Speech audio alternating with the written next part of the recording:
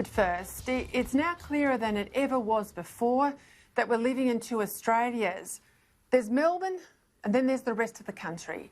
It's not even Victoria and the rest of the country. Given country Victoria is getting back to some sort of normal, it's Melbourne and daylight.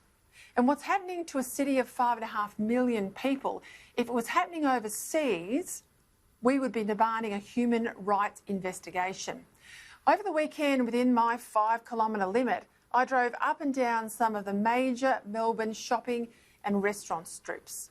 The CBD, Bridge Road near the MCG, the once great Chapel Street in South Yarra, Little Saigon in Victoria Street that's Richmond.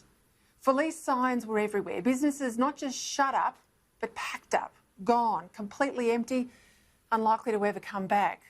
Now officially longer than Wuhan and tougher than anywhere else, here or overseas, Melbourne's restrictions are killing business, killing confidence, and sadly killing real people who have struggled with government restrictions pretty much in place since the middle of March. That's not over-the-top rhetoric, I'm sad to say. Here's the Victorian opposition leader on a rare parliamentary sitting day in Melbourne last week. Minister, the government's so-called roadmap has caused massive pain for many small business operators and sole traders across the state. Tragically, one Melbourne couple who operated beauty salons dropped their children with their grandparents before tragically taking their own lives. Now, I get it. If you don't live in Melbourne, it's hard to really understand just how bad things are. I'm not expecting anyone not living through this lockdown to appreciate what the last 80-odd days have been like of house arrest. But I do want you to understand how dangerous all of this is to Australia's democracy. And here's why. Bit by bit, Melburnians have lost their liberties in a country we like to think of as free and as democratic as any. Bit by bit, more and more has been stolen from people who've all been willing and wanting to do the right thing in the name of beating this pandemic, when so much of what's happened has no basis in either health or security advice, like the curfew, like walking in our parks but being fined if you sit down, like local councils mowing lawns but not small business operators, like draconian laws ran through the parliament at 2 a.m. via a dirty deal with the crossbenchers. If this was Hong Kong, there would be the world's sympathy. But instead, most people who aren't living here have little appreciation of the erosion of freedoms, the erosion of the rule of law that's happened in a country like ours that we like to say is free and fair. Over the weekend, the Premier was caught out when 5 families were found to have all broken the restriction rules to meet up with each other and cross-infect. Around 43 known infections to date in a cluster where the multicultural background of those involved has meant different rules for them than almost every other Melburnian.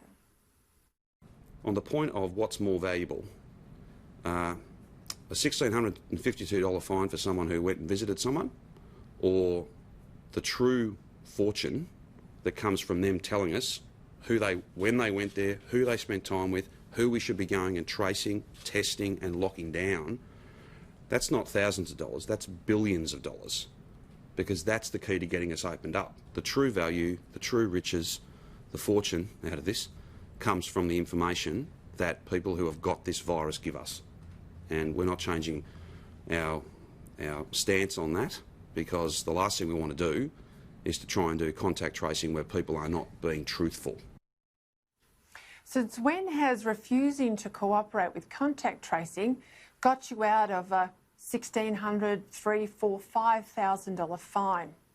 Back when the infection rates were 700 off the back of Labor's hotel quarantine debacle, I supported tougher measures, short and sharp. We had to do something. But yesterday there were just 14 new infections. Today, just 11. When New South Wales had more than today's Victorian case numbers and rising, people in New South Wales were still perfectly free to travel within the state, visit each other in their homes, businesses stayed open, people had jobs and otherwise lived normal lives. Yet Daniel Andrews won't even lift the curfew in Melbourne till October 26. That's more than a month away. And by then, Victorians will have been living under lockdowns of varying severity for over 7 months. Now, don't get me wrong, it's tragic that more than 700 Victorians have now lost their lives to this virus, but it's only tragic because the vast majority of these deaths are all linked to the government's incompetence, hotel quarantining, tracing, and now suicides related to these restrictions. If the Premier was serious about confronting the full consequences of this, then each day in these long-winded press conferences, in addition to new cases and COVID deaths, he'd also announce the number of suicides, the bankruptcies, the mortgage defaults, the divorces, the business closures, everything else related to his harsh lockdowns. But still it gets worse. Now there's a further draconian bill before the Victorian Parliament to permit, quote, designated authorised officers to detain people, effectively to imprison Victorians if they're at high risk of not complying with health directions. Careful there, not that they have broken the law, but they're judged to be at risk of doing so. It's a bill like we've never seen the like of before, and there's a lot more in it that makes this place look more and more like Pyongyang by the Yarra than the Melbourne we once knew it as. Do other Australians even begin to understand what's really happening here in Victoria? Maybe, maybe not. But two things stand assured. If the left can get away with it here in Melbourne, they'll try it everywhere. And whatever the cost of Victorian government's incompetence, let me tell you, every Australian taxpayer will foot the bill.